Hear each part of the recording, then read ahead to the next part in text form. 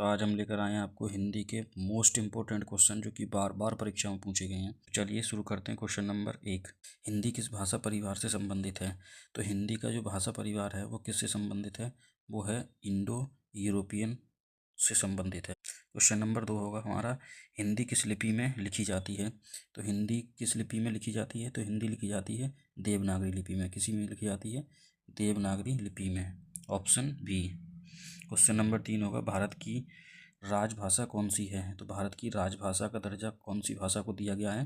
तो इसे दिया गया है हिंदी को। किसे दिया गया है? हिंदी को। Option B. हिंदी को संविधान में किस अनुच्छेद के अंतर्गत राजभाषा घोषित किया गया है? तो भारत के संविधान से के तहत अनुच्छेद 343 में हिंदी को जो है राजभाषा का दर्जा दिया गया है।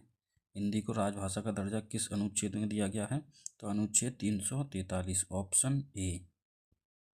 क्वेश्चन नंबर 5 होगा हमारा, हिंदी दिवस कब मनाया जाता है? तो हिंदी दिवस कब मनाया जाता है? हिंदी दिवस मनाया जाता है 14 सितंबर को। हिंदी दिवस कब मनाया जाता है? 14 सितंबर को। दोस्तों एक आपको क्वेश्चन है, कमेंट करके ज़रूर बताएं कि विश्व हिंदी दिवस कब मनाया जाता है। विश्व हिंदी दिवस के लिए कमेंट करें। तो चलिए अगला क्वेश्चन देखते हैं हम। क्वेश्चन नंबर 6, हिंदी का विकास किस भाषा से हुआ है? तो हिंदी का विकास जो है किस भाषा से हुआ है? तो ये हुआ है अपभ्रंश से। किससे हुआ है? Apabhramsha. Option C. Question number 7 होगा हमारा, हिंदी की जननी किसे कहा जाता है? तो हिंदी की जननी कहा जाता है अपभ्रंश को। किसे कहा जाता है? अपभ्रंश। Option B.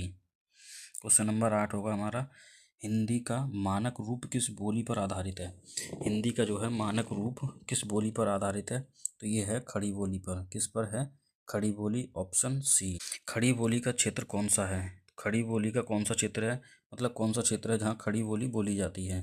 तो ये है दिल्ली क्षेत्र। कौन सा है? दिल्ली। Option C. यहाँ खड़ी बोली का सर्वाधिक उपयोग किया जाता है। क्वेश्चन नंबर 10, ब्रज भाषा का प्रमुख क्षेत्र कौन सा है? तो ब्रज भाषा का प्रमुख क्षेत्र कौन कौन सा है यूपी के अंदर? ये होगा मथुरा। कौन सा होगा? Mathura. Option B. Question number 11 होगा, तुलसीदास की भाषा कौन सी थी? तो तुलसीदास की भाषा थी अवधी। कौन सी थी? Awadhi. Option B. Question number 12, Surdas की भाषा कौन सी थी? तो सूरदास की भाषा थी ब्रजभाषा। क्या थी? ब्रजभाषा। Option B. अवधी बोली किस राज्य में प्रमुख है? तो अवधी बोली किस राज्य का प्रमुख बोली है? तो ये है उत्तर प्रदेश। किसकी है? उत्तर प्रदेश में बोली जाती है अवधी। ऑप्शन सी।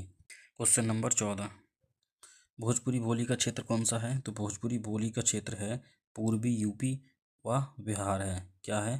पूर्वी यूपी और बिहार में जो है भोजपुरी भाषा बोली जाती है। क्वेश्चन नंबर 15, मैथिली किस राज्य की प्रमुख बोली है? तो मैथिली है बिहार राज्य की।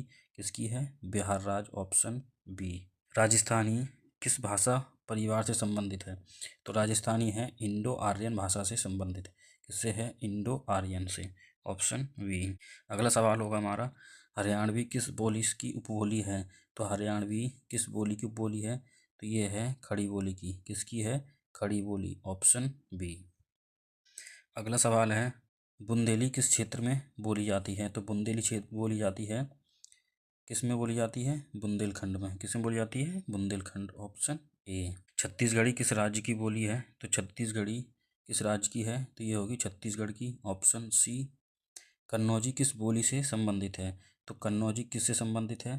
तो ये है ब्रज से। किससे है? Braj. Option B. Question number 21, Magahi बोली किस राज्य में बोली जाती है? तो मगही बोली जाती है बिहार में। किसमें बोली जाती है? बिहार। Option B. हिंदी साहित्य का आदिकाल किसे कहा जाता है? तो हिंदी साहित्य का आदिकाल कहा जाता है, हिंदी साहित्य का आदिकाल जो है वो जाना जाता है वीरगाथा काल से। किससे? वीरगाथा काल। Option A. Question number 23, Hindi की सबसे प्राचीन बोली कौन सी मानी जाती है? तो हिंदी की सबसे प्राचीन बोली मानी जाती है अपभ्रंश। कौन सी मानी जाती है? अपभ्रंश। ऑप्शन सी।